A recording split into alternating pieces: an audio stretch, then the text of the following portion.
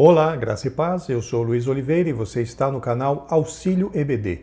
Estamos comentando a revista Lições Bíblicas Adultos da CPAD para o terceiro trimestre de 2021. O título desta série de lições é O Plano de Deus para Israel em meio à infidelidade da nação. As correções e os ensinamentos divinos no período dos reis de Israel. O escritor desta série de lições é o pastor Cleiton Ivan Pomerening. E chegamos hoje à lição de número 10, que tem por título O Cativeiro de Israel, Reino do Norte. Queridos irmãos, hoje estudaremos uma parte bastante triste da história de Israel.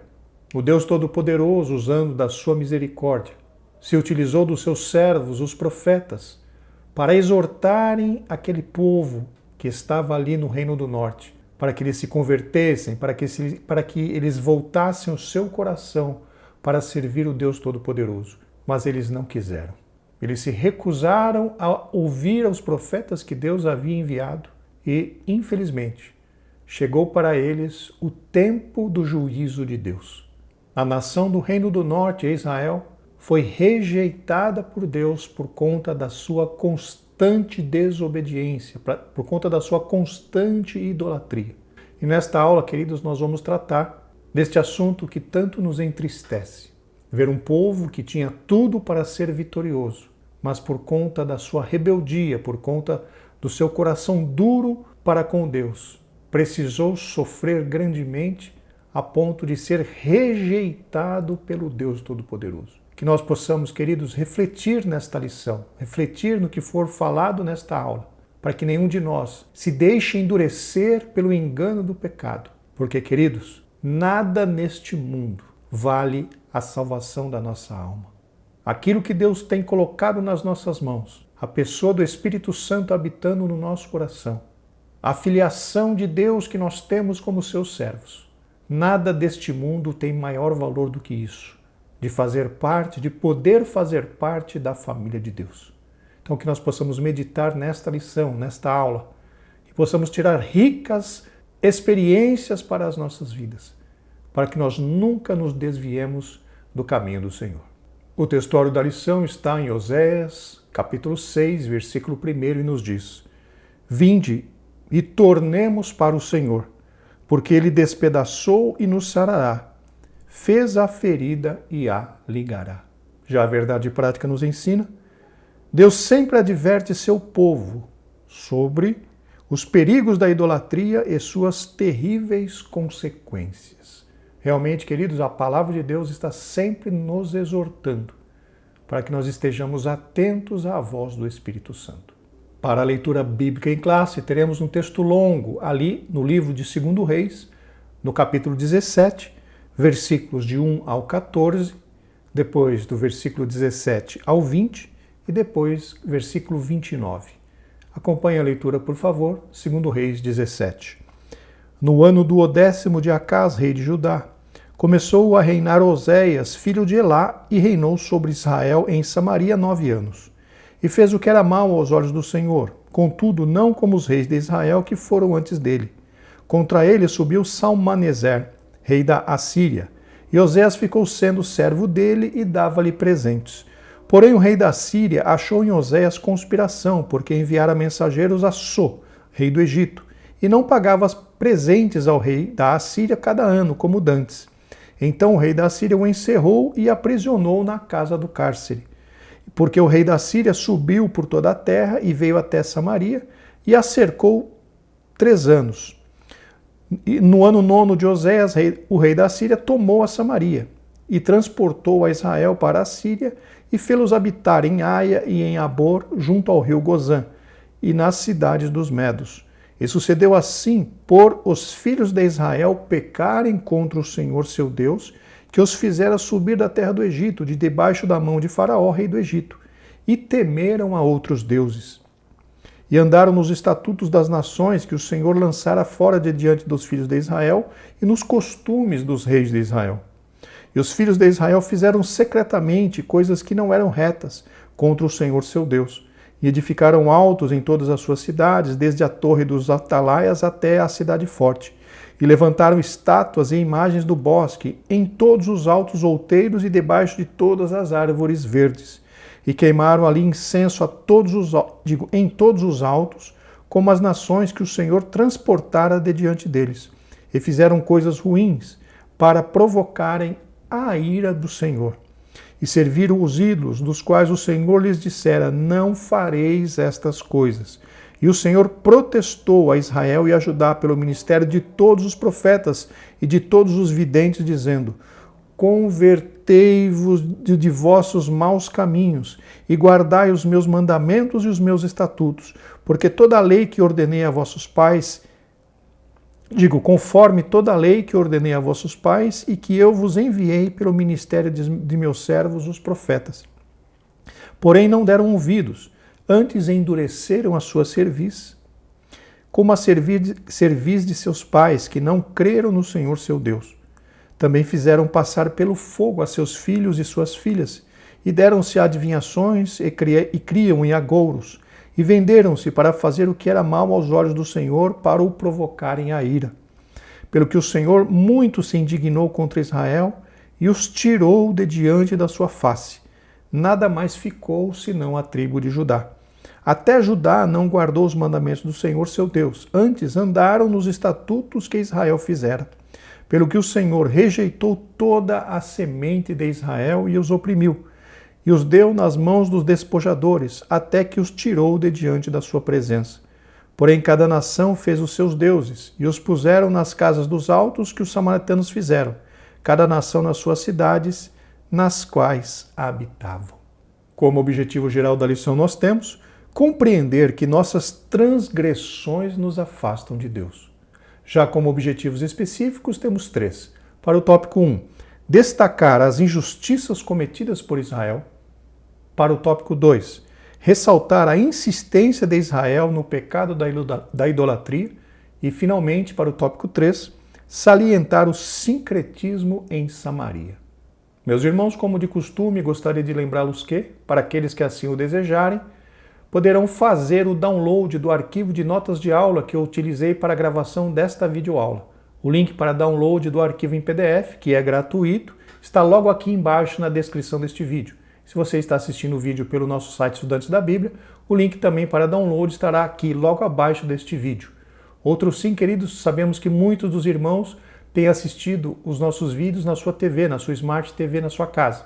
E na Smart TV não há como fazer download do arquivo de notas de aula. Então, neste caso, para os irmãos que estão assistindo a nossa videoaula na sua TV e querem receber o arquivo de notas de aula, por favor, nos mande uma mensagem nesse WhatsApp, desse número de WhatsApp que está aparecendo aqui na tela, que nós, com muita alegria, enviaremos para você o arquivo em PDF das notas de aula. Isto posto, queridos, vamos então para o comentário. Introdução. O cativeiro de Israel ocorreu durante o reinado do rei Oséias. Na verdade, queridos irmãos, o cativeiro de Israel ocorreu em 2 etapas. Nessa etapa que nós estudaremos durante essa lição, que ocorreu no reinado do rei Oséias, foi a 2ª etapa, ou seja, antes desse episódio já havia ocorrido um outro episódio onde uma parte de Israel já tinha sido levada para o reino da Assíria. E nós podemos ver isso ali em 2 Reis, no capítulo 15, versículo 29. Vamos ler na Almeida, Revista e Corrigida. Nos dias de Peca, rei de Israel, veio Tiglat-Pileser, rei da Síria, e tomou Ijon e Abel Bet-Maaca, e Janoa, e Quedes, e a Azor, e a Gileade, e a Galileia, e a toda a terra de Naphtali, e os levou para a Síria.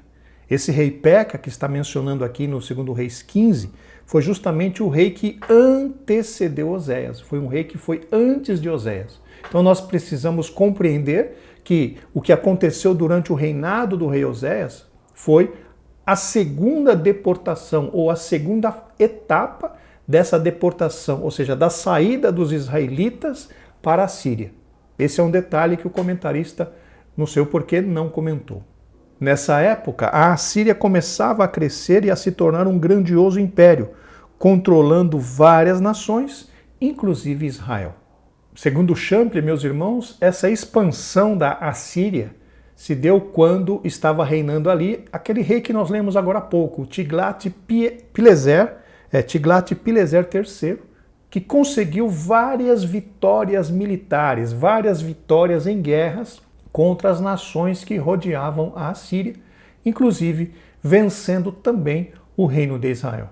Durante os últimos 30 anos de Israel, o país foi acometido de muitas tragédias, injustiças e assassinatos em razão de desprezarem e desobedecerem aos mandamentos de Deus.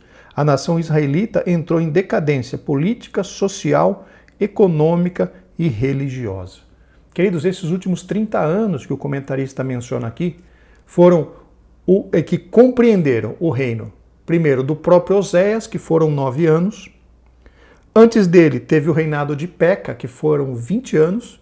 E antes de Peca teve o reinado de Pecaías, que foram 2 anos. Então o comentarista menciona aqui que, se são 30 anos, abrangeu o reinado desses 3 reis, Oséias, Peca e Pecaías. No final no nosso arquivo de notas de aula, nós fizemos ali uma tabela com os, se eu não me engano, 19 reis de Israel, desde Jeroboão até Oséias. Então, se você tem o interesse e a curiosidade de ver essa tabela, faça o download do nosso arquivo de notas de aula, ou então peça através desse WhatsApp que está aparecendo aqui, que nós enviaremos para você com alegria. Então, tivemos ali 19 reis, e o comentarista mencionou aqui que nos últimos 30 anos, e esses 30 anos então abrangeram esses 3 reis, Oséias, Peca e Pecaías. Para o ponto central da lição nós temos: o Senhor disciplinou Israel através de sua misericórdia e justiça. Chegamos ao tópico 1. Samaria é cercada pelo rei da Assíria. Subtópico 1. Israel sob o reinado de Jeroboão II. A nação de Israel experimentou prosperidade econômica e reconquistas de territórios perdidos para a Síria, que, durante algum tempo, dominava a Palestina. Aqui, meus irmãos, o comentarista está querendo nos mostrar realmente o que aconteceu naquele período que culminou, ou seja, que chegou ao ponto de Deus rejeitar o seu povo. Então ele está citando aqui que no reinado de Jeroboão II, Israel experimentou uma grande prosperidade. Jeroboão II foi um rei ainda antes de Pecaías.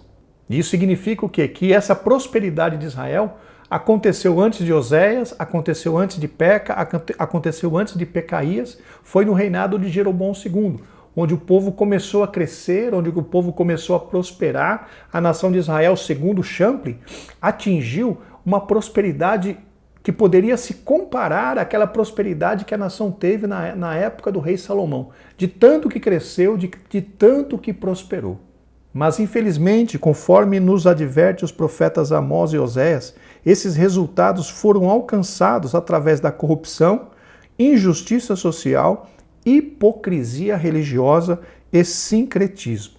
Aqui, queridos irmãos, o comentarista faz uma ligação, faz uma referência de que essa prosperidade alcançada ali no reino de Jeroboão II foi motivada não por ações de justiça, mas sim por ações injustas, idólatras, ações mentirosas dos governantes em relação aos habitantes, em relação aos moradores ali de Israel. O que ele quer dizer é que começou a haver grande exploração dos ricos em relação aos pobres.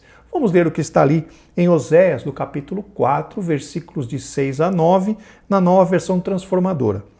Meu povo está sendo destruído porque não me conhece. Porque vocês, sacerdotes, não querem me conhecer, eu não os reconhecerei como os meus sacerdotes. Porque se esqueceram da lei de seu Deus, eu me esquecerei de teus filhos.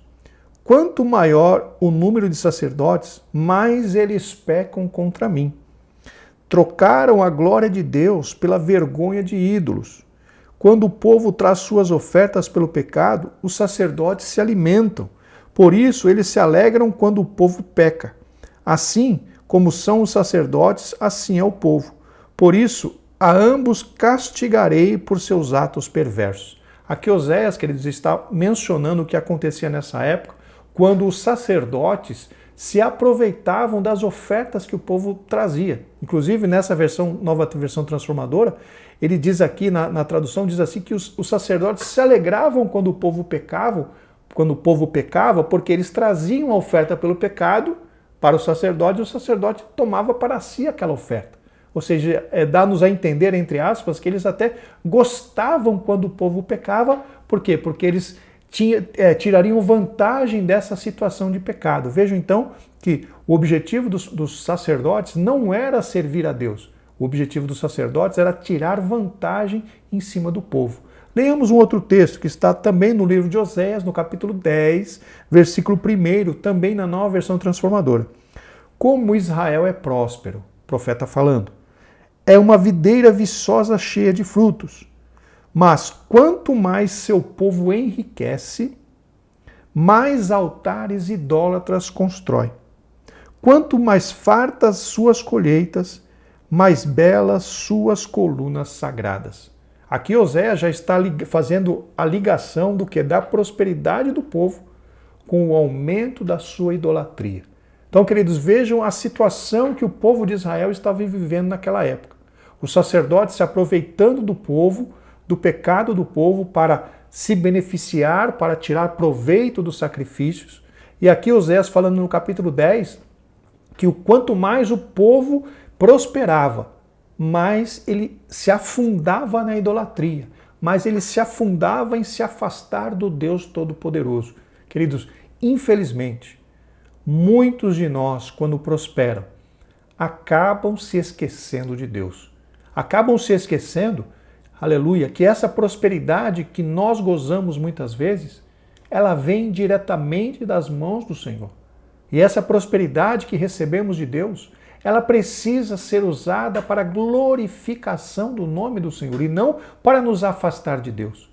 Não é porque Deus nos deu um carro, 2, 3, 4, é que nós temos que usar esses recursos para nos afastarmos de Deus. Pelo contrário, é aí que nós precisamos nos aproximar de Deus, no mínimo em gratidão, pelo que o Senhor tem feito pelas nossas vidas. Mas com Israel, queridos, aconteceu exatamente o contrário. Eles se fartaram, eles prosperaram, eles cresceram, mas aumentaram tanto em corrupção quanto em idolatria. Uma situação bastante triste daquele povo. Os períodos de prosperidade não fizeram o povo retornar a Deus para adorá-lo conforme a lei. Conforme eu disse agora há pouco, meus irmãos, muitas vezes as pessoas prosperam e acabam se esquecendo de Deus. Vamos ler o que está ali no livro de Provérbios, no capítulo 30, versículos do 7 a 9, na Almeida Revista e Corrigida. 2 coisas te pedi, não mas negues antes que morra. Afasta de mim a vaidade e a palavra mentirosa. Não me des nem a pobreza nem a riqueza. Mantém-me do pão da minha porção acostumada, para que, agora percebo, para que porventura de farto te não negue e diga, quem é o Senhor? Ou que, empobrecendo, venha a furtar e lance mão do nome de Deus. Vejam, queridos, aqui, quem falou isso aqui não foi Salomão, foi Agur, ali em Provérbios 30. Foi Agur que falou, pediu ao Senhor, ó Senhor, não me dê nem a riqueza nem a pobreza, mas me dê a porção acostumada, ou seja, aquela porção de dia. Por quê? Para que enriquecendo, eu não me esqueça de Deus, não me esqueça nem diga quem é Deus. Ou seja, a pessoa passa a achar que aquela riqueza e aquela prosperidade é fruto da sua própria capacidade. Mas não, queridos, nós como cristãos, nós só prosperamos se a mão de Deus estiver sobre as nossas vidas. Nós só prosperamos se tivermos a bênção de Deus conosco. Então, se você prospera, essa prosperidade vem das mãos do Senhor e nós, todos nós que prosperamos, precisamos ser gratos ao Senhor. Quer nós prosperemos ou quer não prosperemos, a Bíblia diz que em tudo dai graça, porque essa é a vontade de Deus em Cristo Jesus nosso Senhor. Então, se temos prosperidade, agradeçamos a Deus. Se passamos por dificuldades, agradeçamos a Deus, porque a dificuldade está querendo nos ensinar alguma coisa. Então, queridos, que nós não permitamos que as riquezas, que as posses, que a posição social tire os nossos olhos daquilo que é importante, que é o quê? A recompensa por servir ao Senhor. Nós estamos, queridos, caminhando para Jerusalém Celestial. O nosso alvo não é ser presidente do Brasil, o nosso alvo não é ser milionário, bilionário, enfim. Nosso alvo não é crescer, crescer, crescer como os seres humanos nesta terra, porque Paulo diz que se nós esperarmos no Senhor somente nesta vida, nós seremos os mais miseráveis de todos os homens. Mas, queridos, conforme a Bíblia diz, nós estamos aguardando a cidade que vem dos céus, aleluia. Nós estamos aguardando a redenção deste corpo pecaminoso, este corpo que nasceu em pecados. Nós estamos aguardando a nossa redenção. Que a riqueza, meus irmãos, que o poder, que a posição social não tenha poder de tirar de nós esta visão, que não tenha poder de tirar de nós esse desejo de estarmos com Cristo, como Paulo mesmo disse, que estar com Cristo é ainda melhor. Louvado seja o nome do Senhor. Então não nos permitamos, queridos, nos iludir pelas coisas desta vida. O que Deus tem para nós é muito melhor do que qualquer situação que nós possamos desfrutar nesta vida. O que Deus tem preparado para nós é muitíssimo melhor, não se pode comparar. O que Deus tem para nós não se pode comparar com nada daquilo que a terra nos apresenta. Glórias a Deus. Subtópico 2, a traição de Oséias. O rei da Síria, Salmaneser, descobriu que Oséias, seu vassalo, o traíra ao buscar apoio do Egito e interromper o pagamento dos tributos ao seu reino. Conforme nós lemos, queridos, na leitura bíblica em classe, o rei Salmaneser já havia vencido Oséias na guerra e Oséias passou a ser um vassalo dele, ou seja, alguém que era obrigado a pagar presentes, era obrigado a pagar impostos para o rei da Síria. Só que Oséias o traiu a sua confiança, traiu aquele acordo que Salmaneser tinha feito com ele e foi pedir ajuda ao Egito. E aí Salmaneser, descobrindo essa questão, trouxe os seus exércitos ali para o Reino do Norte, para Samaria. Por quê? Porque Oséias o traiu. Então ele veio através da guerra castigar o povo de Israel por conta daquela traição. Mas o que nós precisamos ter em mente é que era a mão de Deus por trás de tudo isso. Deus usando os assírios para trazer juízo sobre a vida, sobre a nação de Israel, por conta da sua grande idolatria e, conforme nós lemos agora há pouco, das suas grandes injustiças sociais. Aquela questão do profeta levar vantagem, aquela questão da idolatria. E, além disso, como nós veremos mais para frente, havia muita injustiça social, onde os ricos se aproveitavam da situação de necessidade dos pobres para extorquí-los, para arrancar dinheiro, arrancar os seus recursos, o que desagradou grandemente ao nosso Deus Todo-Poderoso. Enfurecido, o soberano mandou prender Oséias, marchou com seus exércitos contra Samaria e a sitiou por 3 anos. A partir daí, Israel não teria mais chances de negociação, só restaria a guerra e a consequente deportação. Então vejam, meus irmãos, se nós olharmos nas entrelinhas da situação, Deus até deu uma oportunidade para Israel, mais uma oportunidade. Nós vemos isso apenas nas entrelinhas. Percebam, conforme nós mencionamos, lá no reinado de Tiglat-Pileser III, na primeira fase da deportação, o rei da Síria entrou em Israel, pegou algumas pessoas e levou para a Síria. Não levou todo mundo, mas levou só algumas pessoas, pegou algumas pessoas e levou para a Síria. Depois disso, Salmaneser foi combater novamente contra Israel, venceu Israel, só que não fez nada contra Israel. Simplesmente falou, olha, agora eu venci vocês na guerra, agora vocês vão me pagar presentes e vão me pagar impostos. Ok, fechou. Só que o que aconteceu? Por conta da traição de Oséias, quando Oséias foi buscar a ajuda do Egito, isso representou para o rei da Síria uma traição. E o que aconteceu, meus irmãos? A partir daí, conforme o comentarista mencionou aqui, não teria mais chances de negociação, só restaria a guerra e a consequente deportação. Então nós notamos, não sei se os irmãos estão compreendendo, nós notamos nessa questão toda mais uma oportunidade de Deus. Quando Tiglat-Pileser foi até Samaria, até Israel, e pegou uma parte do povo e deportou, se Oséias não houvesse traído o rei da Síria, provavelmente os outros israelitas não teriam sido deportados. Mas o que aconteceu? Eles mais uma vez jogaram fora a oportunidade que Deus havia lhes dado. mais uma vez eles jogaram fora. E aí, meus irmãos, a ira de Deus se completou, se derramou, ou vamos dizer assim, chegou ao seu ápice quando foram quase todos, na verdade a maioria dos israelitas foram deportados para a Síria e depois nunca mais voltaram. No caso, para Samaria.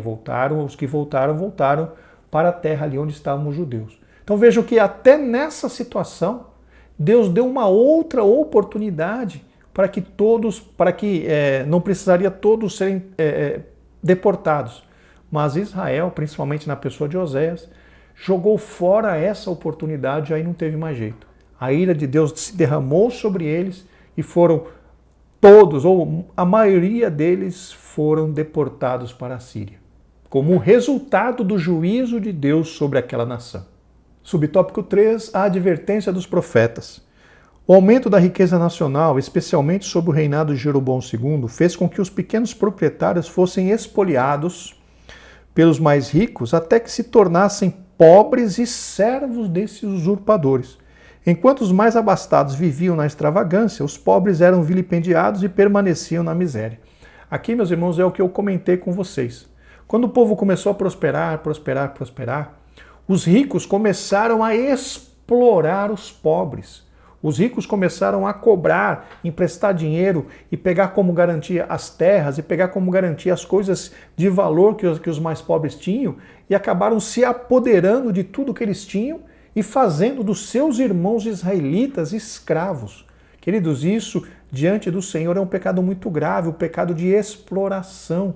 E isso vale para nós até os dias de hoje. Nós, como cristãos, precisamos zelar pela vida dos nossos irmãos. Não podemos levar vantagem, não podemos emprestar dinheiro a juros, principalmente para os domésticos da fé. Temos que cuidar deles. A Bíblia diz que se nós não cuidarmos dos domésticos da fé, seremos piores do que os infiéis. Mas o que estamos vendo hoje, queridos? Crentes querendo levar vantagem.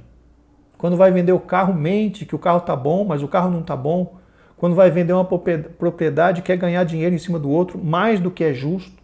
Queridos, saibamos que se nós não agirmos com justiça, dificilmente nós entraremos no céu. Porque não adianta dizer que serve a Cristo, mas ser injusto. Não adianta dizer que serve a Cristo, mas mentir, enganar, usurpar, enfim, não adianta. Nós temos que dizer que somos cristãos e temos que agir como cristãos. Justiça, seriedade, verdade, honradez. Queridos, nós precisamos ser o exemplo para este mundo, sal e luz para esses pecadores, para esses trapaceiros que nos rodeiam. Nós precisamos irradiar, aleluia, a luz do Evangelho para essas pessoas. Por causa das injustiças sociais, Israel também foi rejeitado diante de Deus. Um querendo levar vantagem sobre o outro, um oprimindo o outro e roubando os seus recursos através do quê? Através do emprestar dinheiro a juros, emprestar dinheiro usando os bens da pessoa como garantia. E para Deus, queridos, isso foi também um pecado gravíssimo, que também provocou o juízo e a ira de Deus sobre aquele povo. Essas injustiças fizeram com que os profetas Amós e Oséias formalizassem graves denúncias. Queridos, vamos ler o que está ali em Amós, capítulo 5, versículos de 10 a 12, na Nova Versão Transformadora. Como vocês odeiam juízes honestos, como detestam os que dizem a verdade. Vejam, oprimem os pobres e roubam seu trigo com impostos injustos. Por isso, ainda que construam belas casas de pedra, jamais morarão nelas. Ainda que plantem videiras verdejantes, jamais beberão o vinho delas. Pois eu sei que seus atos de rebeldia são muitos e seus pecados são grandes. Afligem o justo aceitando subornos e não fazem justiça ao pobre nos tribunais. Aqui já está falando, inclusive, da parte governante, da parte dos juízes, que por causa do suborno, por causa dos presentes que eles recebiam, eles não faziam justiça contra o povo. Nesse texto, está dizendo aqui, Amós dizendo que até os pobres eram oprimidos. Queridos, todo esse tipo de injustiça é abominação diante do Senhor nosso Deus. principalmente se é cometido por um cristão. Nós, queridos, precisamos ser justos nas nossas atitudes. Aquele povo foi rejeitado, além da idolatria, por conta das suas injustiças. Que isso possa servir de lição para nós, queridos, nós que estamos querendo ir para o céu. Nós precisamos ser justos, nós precisamos nos vestir de justiça. Vocês se lembram ali da armadura de Deus? Da armadura de Deus, meus irmãos, todas aquelas indumentárias nós adquirimos através das nossas atitudes. A couraça da justiça é alcançada quando nós somos justos nas nossas atitudes. Não é Deus quem nos dá uma couraça de justiça, não é Deus, não. A couraça de justiça nós alcançamos com os nossos atos de justiça. Cingir os lombos com a verdade. Deus é a verdade, mas se nós somos mentirosos, nós não estaremos cingidos com a verdade. Então nós precisamos ser justos, nós precisamos ser verdadeiros, falar a verdade. Infelizmente, queridos, muitos se arrepiam quando falam o evangelho verdadeiro, porque estão acostumados a mentir, estão acostumados a trapacear. Mas nós, como formadores de opinião, temos que levantar, meus queridos, a bandeira da santidade, a bandeira da justiça.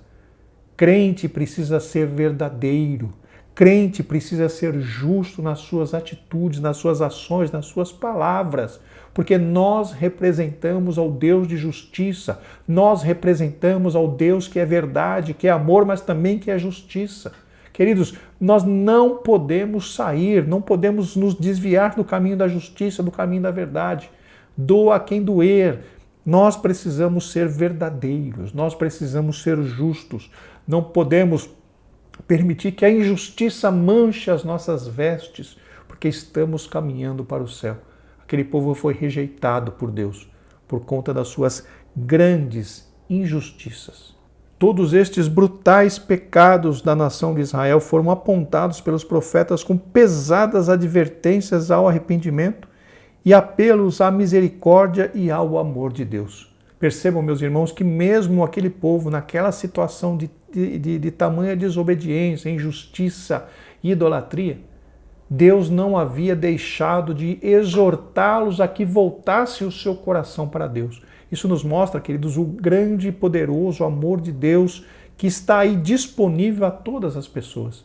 O nosso Deus é o Deus de misericórdia, Ele dá oportunidade, Ele fala, Ele exorta, Ele convida. Porque Deus, queridos, Ele não tem prazer na morte do ímpio, mas Deus tem prazer em que o ímpio se converta e viva. O desejo de Deus é salvar a todos. Mas isso, queridos, é uma escolha nossa, uma escolha individual. O Todo-Poderoso sempre abominou o sincretismo em Israel, em que o povo adorava os ídolos e ao mesmo tempo oferecia cultos a Deus. Foi por isso que o profeta Amós advertiu aquela obstinada nação com tanta severidade. Aqui, queridos, conforme o comentarista mencionou, esse sincretismo, que é a mistura, né? A mistura de crenças, a mistura de práticas religiosas, fazia com que, na realidade, os israelitas, o que eles faziam? Eles adoravam outros deuses, eles eram idólatras, ofereciam os seus sacrifícios a outros deuses, e depois eles compareciam diante de Deus para participar também do culto ao Senhor. Isso, queridos, para diante de Deus é uma coisa terrível. Deus não permite, Deus não permite coração dividido. Ou nós somos 100% de Deus ou nós não somos de Deus. Ou nós nos dedicamos e adoramos e servimos a Deus 100%, ou então não somos de Deus. Deus não aceita coração dividido. Vamos ver o que Deus falou ali aos israelitas. Em Êxodo, capítulo 20, versículos de 1 a 3, vamos ler na Nova Versão Transformadora. Então o Senhor deu ao povo todas estas palavras. Eu sou o Senhor, seu Deus, que o libertou da terra do Egito, onde você era escravo. Não tenha outros deuses além de mim. Deus, meus irmãos, Ele quer exclusividade. Deus não aceita dividir nenhum de nós com qualquer que seja outro Deus. Nós precisamos ser 100% de Deus. Nós precisamos estar com o nosso coração dedicado 100% ao Senhor. Menos que isso, Deus não aceita. Menos que isso, nós estaremos em um grave perigo de não mais continuarmos na jornada da salvação. Não estou dizendo, queridos, percebam, aquele que é novo convertido, aquele que está lutando para se libertar de muitos vícios, de muitas dificuldades, essa pessoa, Deus sabe que, apesar de toda essa dificuldade, o seu coração está lutando para servir a Deus. E mesmo nós que estamos na jornada da salvação, não somos perfeitos. Temos que melhorar a cada dia, temos que melhorar a cada dia. O que eu estou dizendo aqui é que o coração inteiramente dedicado a Deus é o desejo realmente de servir a Deus. É o desejo realmente de acertar, é o desejo realmente de agradar a esse Deus. E Deus vai nos dando graça dia após dia para nós melhorarmos na nossa santificação, para nós nos aproximarmos dele, através da ação do Espírito Santo, vivificando a palavra nas nossas vidas, para ir nos purificando. O problema é quando nós temos alguma área do nosso coração que nós não deixamos Deus trabalhar. Nós temos algum compartimento dentro do nosso coração onde nós dizemos para Deus, Deus, aqui nessa salinha, nesse quartinho, o Senhor não mexe, tá? Aqui é meu, o Senhor não mexe. O Senhor pode entrar em todas as outras áreas da minha vida, mas nessa aqui o Senhor não mexe. Queridos, isso não pode acontecer. Nós precisamos abrir o nosso coração completamente para Deus, porque Deus não admite coração dividido. Ele precisa ter a liberdade de tratar em todos os ângulos da nossa vida, porque ou nós somos de Deus ou nós não somos. Deus não se deixa escarnecer e não tolera um coração dividido com outros deuses ou objetos de adoração, como nós acabamos de mencionar.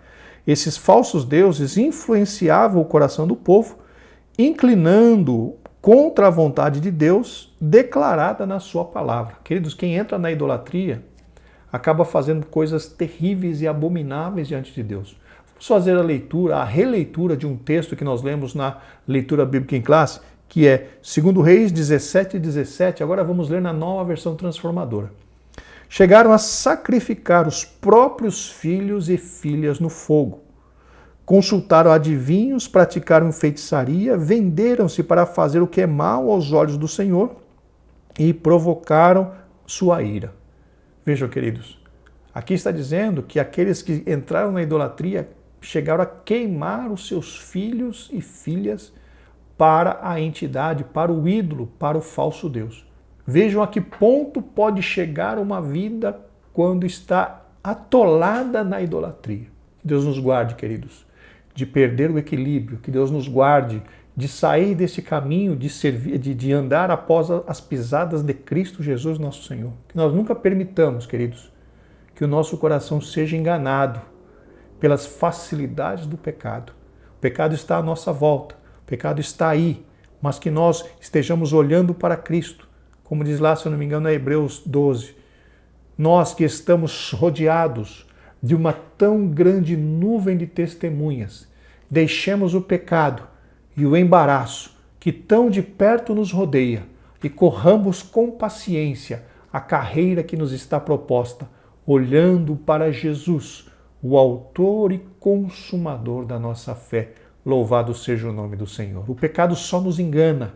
O pecado só nos tira do caminho do Senhor e nos afasta da comunhão de Deus. Que Deus, irmãos, nos dê da sua graça, para que nós estejamos em vigilância, para que não permitamos que o pecado nos envolva novamente. Chegamos agora ao tópico 2, os pecados do povo e sua queda. Subtópico 1, o terrível pecado da idolatria. Desde que o reino do Israel foi dividido, o norte se inclinou mais intensamente à idolatria do que o sul. Na realidade, meus irmãos, conforme eu mencionei, nós temos a tabela no final do arquivo de notas de aula, onde colocamos ali o tempo de reinado de cada um dos reis de Israel. Desde Jeroboão I até Oséias, se passaram cerca de 241 anos, onde os reis de Israel tiveram o seu reinado. Nenhum desses 19 reis de Israel fez o que era reto aos olhos do Senhor. Todos eles se desviaram, uns numa intensidade maior, outros numa intensidade menor. Mas nenhum deles seguiu a vontade de Deus, nenhum deles foi ali e realmente serviu a Deus conforme os mandamentos da lei do Senhor. Então foram mais de 240 anos de rebeldia, de idolatria do povo de Israel através dos seus reis, que nenhum deles serviu ao Senhor do jeito que deveria ou do jeito que a lei mandava que servisse ao Senhor. todos eles foram rejeitados. Provavelmente, esta foi a razão de Israel ter sido levado para o cativeiro algumas dezenas de anos antes de Judá. No caso de Judá, meus irmãos, ali em Judá, houveram alguns reis que fizeram a vontade de Deus. Houveram alguns reis que realmente fizeram o povo retornar ao serviço de Deus, retornar à adoração ao Senhor. Então, em Judá, nós tivemos alguns reis muito ruins, idólatras, tivemos alguns reis mais ou menos, e tivemos alguns reis que foram servos do Senhor, que serviram ao Senhor realmente de todo o seu coração. E o comentarista aqui menciona que provavelmente foi por conta disso que Israel foi deportado muito tempo antes de Judá. Se eu não me engano, a diferença entre esses dois aí dá em torno de entre 130 e 135 anos. Então Israel foi deportado na segunda vez, a segunda etapa, né? No ano 722. Já Judá, ele foi deportado também em duas etapas, sendo a segunda delas em 587.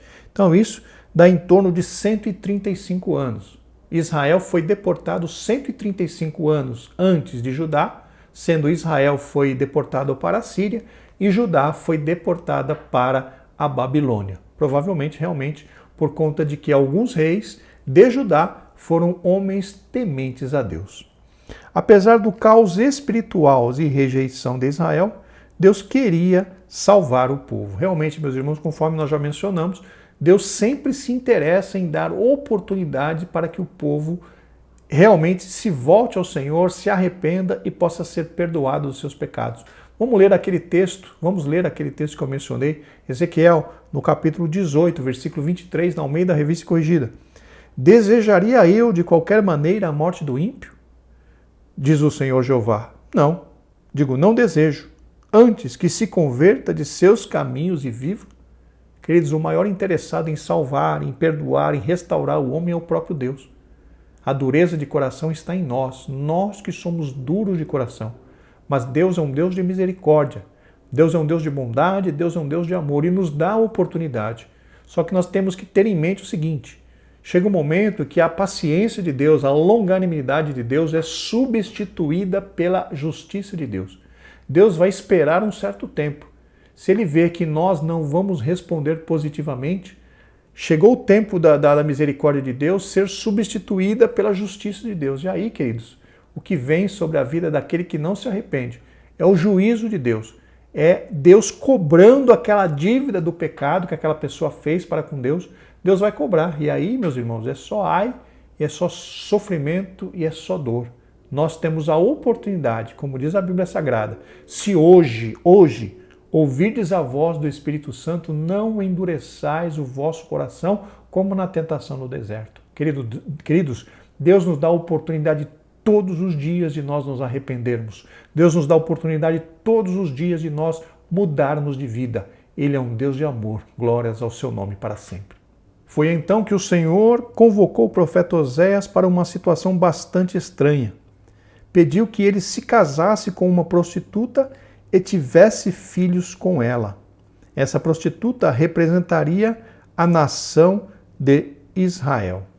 Queridos, aqui nós precisamos ter fazer uma explicação. Essa questão de Oséias se casar com Gomer, né, o nome da prostituta era Gomer, ela, na realidade, é uma ilustração que Deus quis fazer, uma comparação que Deus quis fazer em relação à relação de Deus com Israel.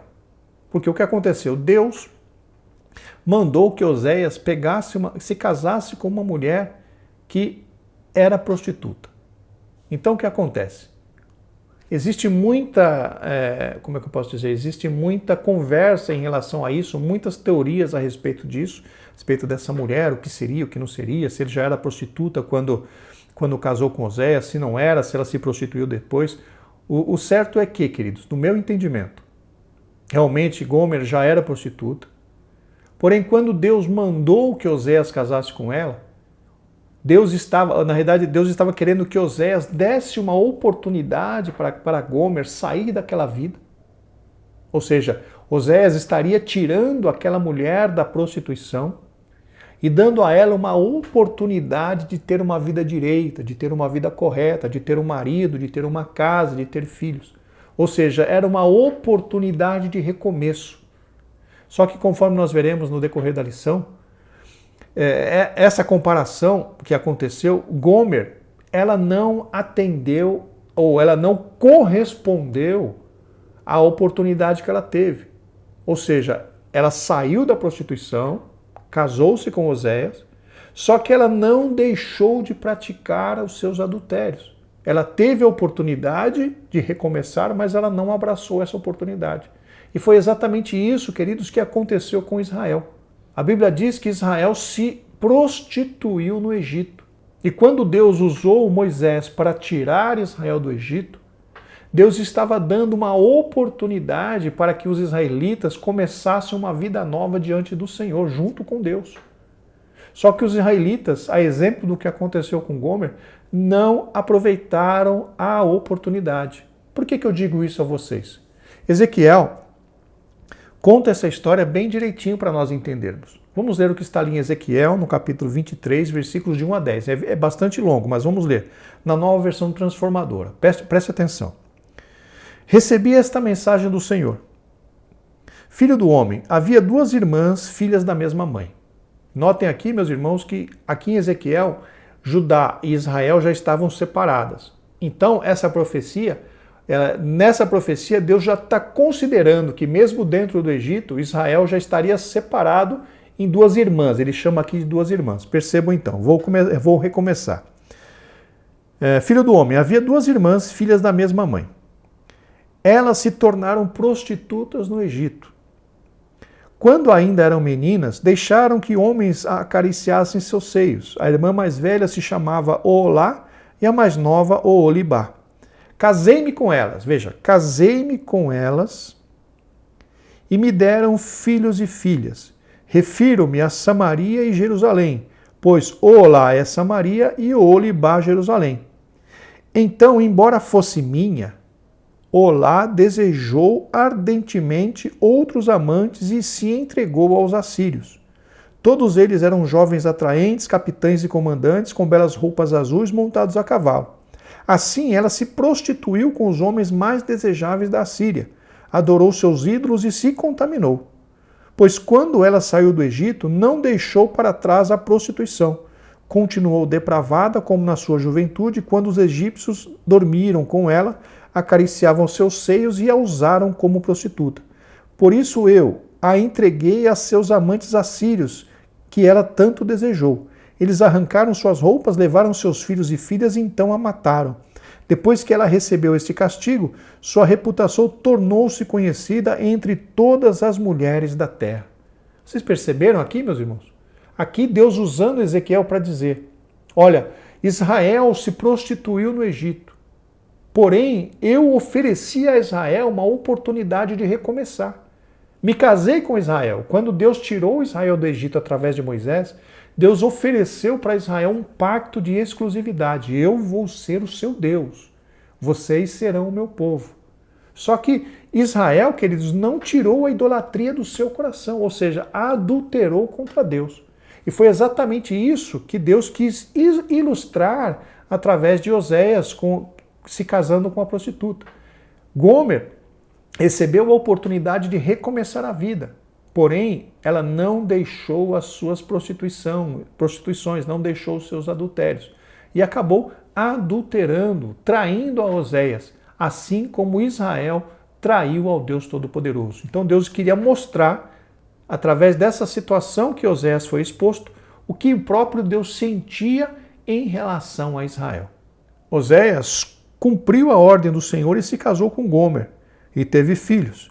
Cada filho que o profeta tinha com a prostituta mostrava a desaprovação divina com o povo de Israel.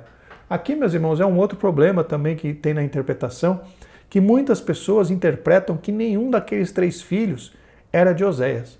Oséias se casou com Gomer, porém, Gomer continuou na sua prostituição, continuou na sua vida de adultério, e nenhum daqueles 3 filhos eram de Oséias, principalmente a última, Ló. A menina, Lo-Ami, que foi o último filho, onde Deus diz claramente, não meu povo. Ou seja, muitas vezes alguns interpretam que o não meu povo significa que aquele menino efetivamente não era filho de Oséias.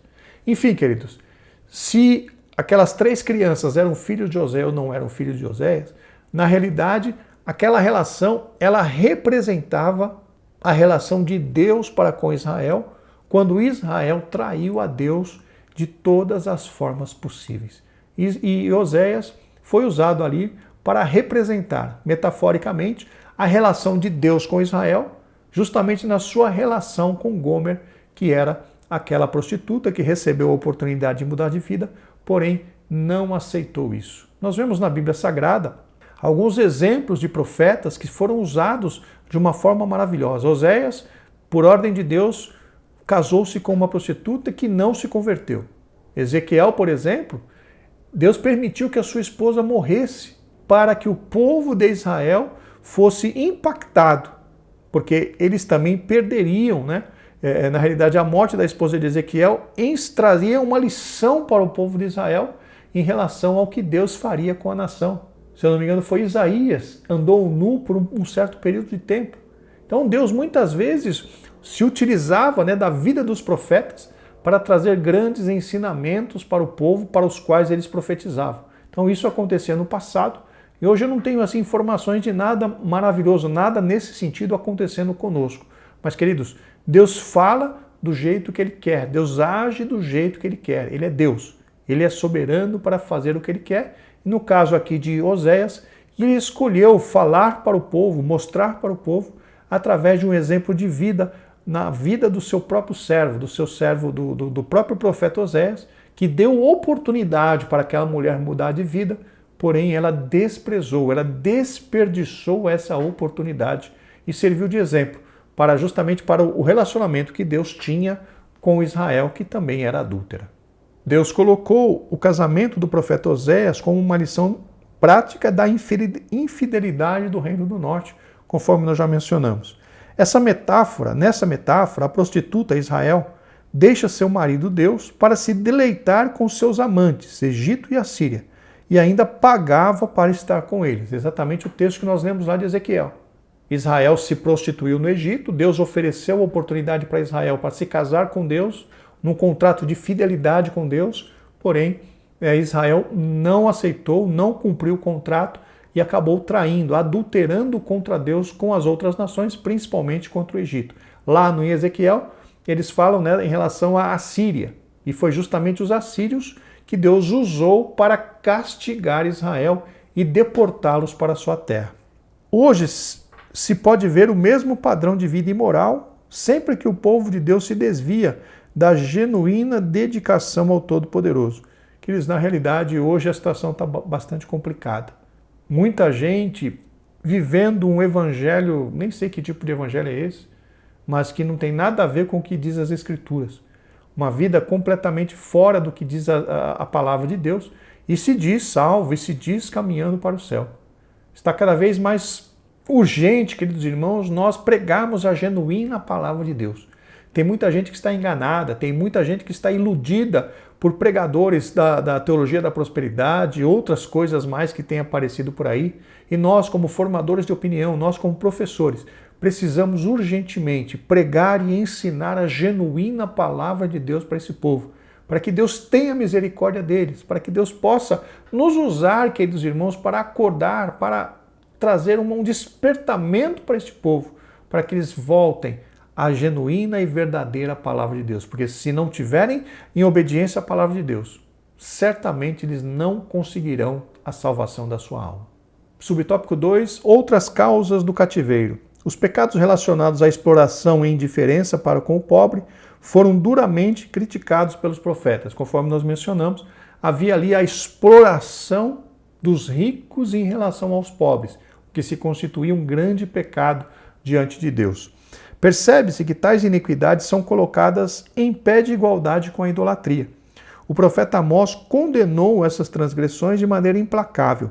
Ouvi esta palavra, vós vacas de Bazã, que estais no monte de Samaria, que oprimis os pobres, que quebrantais os necessitados. Ouvi isso, vós que anelais o abatimento do necessitado e destruís os miseráveis da terra. Queridos, a avareza A Bíblia diz claramente que é idolatria. E nenhum idólatra e nem avarento vai conseguir entrar no céu. Vamos ler o que está ali em Colossenses 3 e 5, vamos ler na Almeida, Revista e Corrigida. Mortificai os vossos membros que estão sobre a terra. Prostituição, a impureza, o apetite desordenado, a vil concupiscência e a avareza, que é idolatria. Irmãos, nenhum idólatra vai entrar no céu. E se alguém é avarento, é idolatria, também não vai entrar no céu. Nós precisamos ter isso muito claro na nossa mente. Ninguém que é dominado pelo dinheiro consegue a salvação se não se libertar desse domínio. O próprio Senhor Jesus Cristo disse: não podereis servir a dois senhores. Ou estão servindo a Deus ou estão servindo a Mamon, que é as riquezas. Então, queridos, aquele que se leva vantagem em cima de outro está com uma atitude de avareza, está com uma atitude de idolatria, está automaticamente se excluindo do céu. Nós não estamos aqui para servir ao dinheiro, estamos servindo a Deus, porque avareza é idolatria e nenhum idólatra entra no céu. Então tenhamos bastante cuidado com as nossas relações, com os nossos negócios, com aquilo que nós fazemos com o dinheiro que Deus tem colocado nas nossas mãos. Tudo precisa ser para a glorificação do nome do Senhor. Eles foram rejeitados porque eles eram avarentos, porque eles extorquiam os pobres. E a mão do Senhor caiu duramente sobre eles em forma de juízo, usando os assírios para os deportar, para os tirar da sua terra e levar para a Síria como o resultado das suas iniquidades. Queridos, nada diante de Deus passa em branco. Tudo está anotado, tudo está registrado no céu que fazemos na terra. E vai chegar um dia que nós vamos ter que dar conta de tudo isso diante de Deus. A situação era tão grave que até os sacerdotes fizeram um conluio com os governadores para extorquir o povo. Deus fez um juramento dizendo que jamais se esqueceria das maldades de Israel. Aqui, meus irmãos, vem exatamente o momento em que Deus rejeita completamente Israel e lança Israel da sua presença. Israel foi tirado da presença de Deus. Não estou dizendo que depois Israel não teve a oportunidade de voltar. Sim, aqueles que se arrependeram, que estavam espalhados no meio das nações, voltaram para Judá, onde estava Judá, e novamente se juntaram ali. Mas nunca mais tiveram oportunidade de voltar para Samaria, porque Deus realmente rejeitou completamente aquela região, aquele povo, e os que voltaram para habitar no meio dos judeus. Chegamos agora ao tópico 3. Os estrangeiros ocupam Samaria.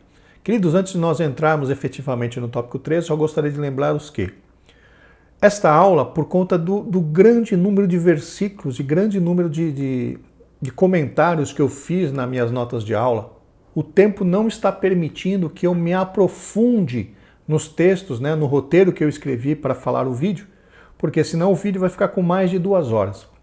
Então eu estou resumindo bastante o que eu estou ministrando durante os tópicos, e se você ainda não estuda a lição através do nosso arquivo de notas de aula, eu sugiro fortemente que você baixe o arquivo, porque no arquivo em PDF tem muito mais informações, é muito mais aprofundado do que aquilo que eu consigo falar durante o vídeo. Conforme eu já mencionei, o nosso tempo de vídeo é entre 1 hora e 1h20, 1h15, 1h12, 1h10, que é um tempo mínimo que eu consigo ministrar a aula. Então, só que se eu for ler tudo que eu coloquei nas notas de aula, a aula vai para mais de 2 horas. Então, eu estou resumindo, eu estou sendo mais conciso possível nas minhas colocações, porque eu não conseguirei falar tudo. Então, se você quer um texto mais completo, se você quer um comentário mais completo, faça o download do nosso arquivo de notas de aula, pode me mandar uma mensagem nesse WhatsApp que eu te encaminharei, até posso te incluir na lista de transmissão, mas é impossível eu falar tudo aquilo que está nas notas de aula nesse período de 1 hora, 1h10, até no máximo 1h20. Então eu aconselho a você, se você quer se aprofundar um pouquinho mais sobre o assunto, faça o download do nosso arquivo de notas de aula, ou então me mande uma mensagem nesse WhatsApp que eu te encaminharei o arquivo com toda a alegria. Agora sim, tópico 3, subtópico 1. A mistura de gente e o sincretismo. Após o exílio, alguns israelitas pobres permaneceram em Samaria e região. A política dos assírios era que os territórios expoliados fossem reocupados por povos de outras etnias e origens, promovendo assim uma grande migração e reassentamento de pessoas. O objetivo era misturar as nacionalidades para evitar possíveis rebeliões e enfraquecer as províncias. Justamente quando os assírios levaram os israelitas para a terra, eles trouxeram várias nacionalidades, várias pessoas de vários lugares diferentes para formar comunidades ali dentro de Israel, em Samaria e tudo mais. Por que isso?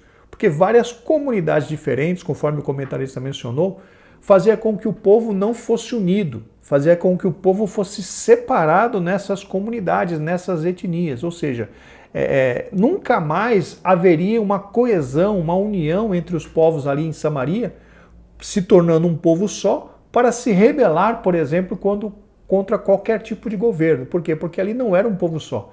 Era uma mistura de gentes que não conseguia se unir em torno de um objetivo comum. Então era de uma astúcia muito grande essa atitude dos assírios, porque fazendo isso, eles realmente conseguiam evitar rebeliões e levantes daquelas nações para onde eles levavam aquela mistura de gente. Então eles eram muito astutos nas suas decisões e realmente fizeram isso também ali em Samaria. Essa mistura de gente fez com que o povo de Israel, que restou em Samaria junto aos deportados de outras nações, tornasse a religião israelita ainda mais sincrética. É por isso que lemos no Evangelho de João, os judeus não se comunicam com os samaritanos. O que é essa questão do sincrético, meus irmãos? É justamente aquilo que eu comentei para os irmãos. As pessoas serviam ao Senhor, serviam aos outros deuses e depois se apresentavam diante do Senhor. Nesse caso aqui é um pouquinho diferente. Por quê? Porque a Bíblia diz que quando os assírios mandaram essas misturas de gentes ali para Samaria, Deus mandou leões para matar aquele povo. Por quê? Porque eles não serviam a Deus. Então o que eles fizeram? A Bíblia fala que eles começaram a reclamar para os assírios que os leões estavam matando as pessoas ali em Samaria.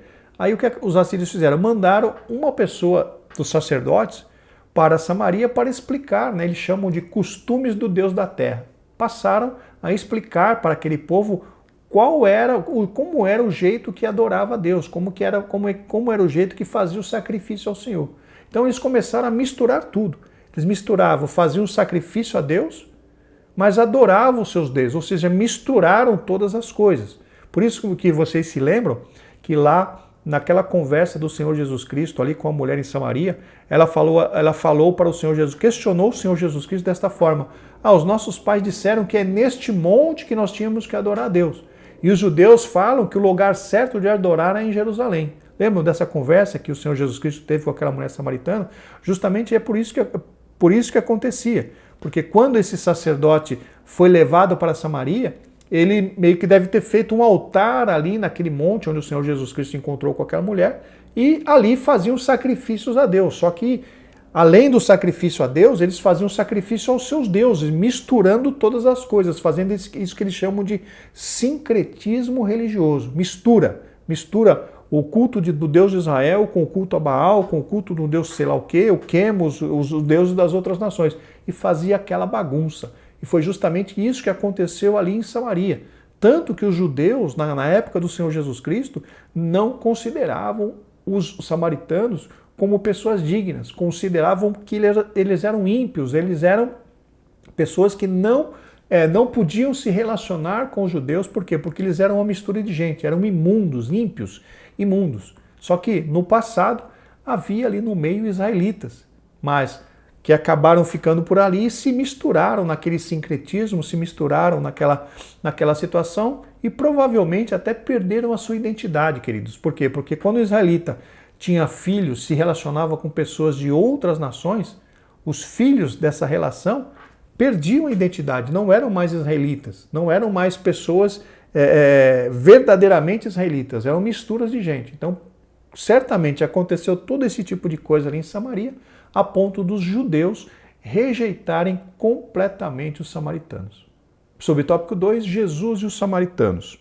Apesar do antagonismo entre judeus e samaritanos, Jesus os contemplou com muito amor. Queridos, o Senhor Jesus Cristo veio salvar, veio buscar e salvar os que se haviam perdidos.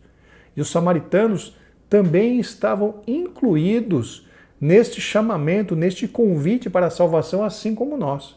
Os samaritanos eram considerados impuros, eram considerados pessoas desprezíveis para os judeus. Nós, como gentios, também não tínhamos nenhum valor perante os judeus. Mas Cristo, com o seu amor, que muito nos amou, deu-nos a oportunidade de alcançarmos a salvação através do seu sacrifício. Para Cristo, queridos, não havia nem judeu, nem grego, nem pobre, nem livre. Para Cristo, o seu objetivo era trazer salvação para todos os perdidos, quer fossem judeus, quer fossem gentios. E pela sua misericórdia aqui estamos hoje e podemos glorificar ao nome do Senhor. Ele deu atenção à mulher samaritana e lhe anunciou o reino, fazendo-a conhecedora da fonte de água que sacia a sede humana de forma definitiva. E em razão da dúvida daquela mulher sobre o legítimo lugar de adoração a Deus, Jesus foi enfático em dizer que o lugar não é físico ou geográfico, e sim espiritual, o coração do homem. Aqui, queridos, o comentarista está mencionando, que o Senhor Jesus Cristo, naquela conversa, estava oferecendo a oportunidade de salvação para todos os samaritanos. A Bíblia diz que o Senhor Jesus Cristo ficou ali em Samaria alguns dias e os samaritanos começaram a crer em Cristo, primeiro pelo que a mulher havia falado e depois pelas próprias palavras do Cristo. Cristo levou salvação para todos aqueles que haviam sido rejeitados pelos judeus. Queridos, isso nos mostra, mais uma vez, reforçando aquilo que eu havia dito no passado. Deus se interessa em salvar todos os homens. Deus se interessa em dar a oportunidade a todos os homens para que se arrependam e vão ao encontro dele para buscar o perdão, a transformação, a renovação da sua vida. E aconteceu a mesma coisa com os samaritanos do que aconteceu também conosco. Nós éramos indignos, mas Deus, com o seu muito amor com que nos amou, permitiu que nós fôssemos alcançados pela salvação em Cristo Jesus. Glórias ao Senhor para sempre. Na parábola do bom samaritano, Jesus contrasta a religiosidade excessiva dos líderes religiosos judeus com a natural espiritualidade de um samaritano. Foi aquele homem considerado indigno que mostrou compaixão para com o ferido à beira do caminho. Mas um samaritano que ia de viagem chegou ao pé dele e, vendo-o, moveu-se de íntima compaixão.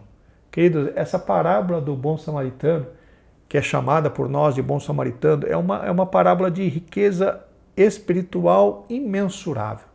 Nós podemos extrair muitas lições desta parábola. Mas um dos grandes significados ou definições que nós podemos tirar dessa parábola, qual que é? É quando vemos um inimigo nosso em necessidade, nós precisamos usar de todos os esforços para suprir essas necessidades. Nós éramos inimigos de Deus. Por causa dos nossos pecados, nós estávamos separados de Deus. E Deus nos encontrou na beira do caminho destruídos. Muitos de nós foram encontrados por Cristo Jesus, destruídos à beira do caminho, à beira da morte. E o Senhor Jesus Cristo, glórias a Deus, nos pegou, aleluia. Através do Espírito Santo, o Senhor nos levou para uma estalagem, uma igreja. E ali na igreja, queridos, nós recebemos os primeiros cuidados.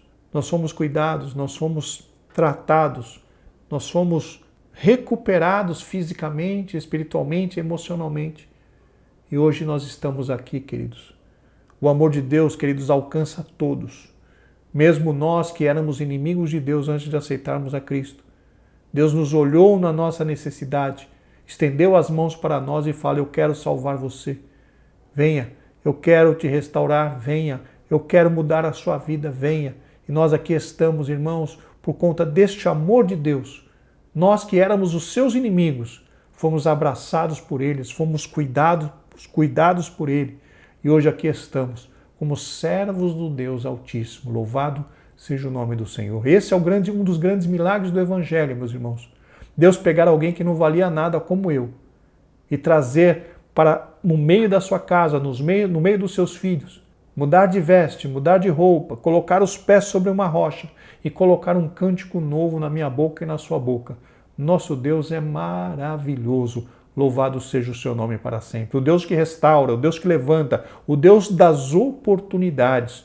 A oportunidade de se reconciliar, a oportunidade de pedir perdão, a oportunidade de se acertar diante de Deus, enquanto temos vida, enquanto temos tempo. Louvado seja o nome do Senhor para sempre. O Mestre quebrou os paradigmas de religiosidade e espiritualidade ao se relacionar de forma amável e acolhedora com os samaritanos.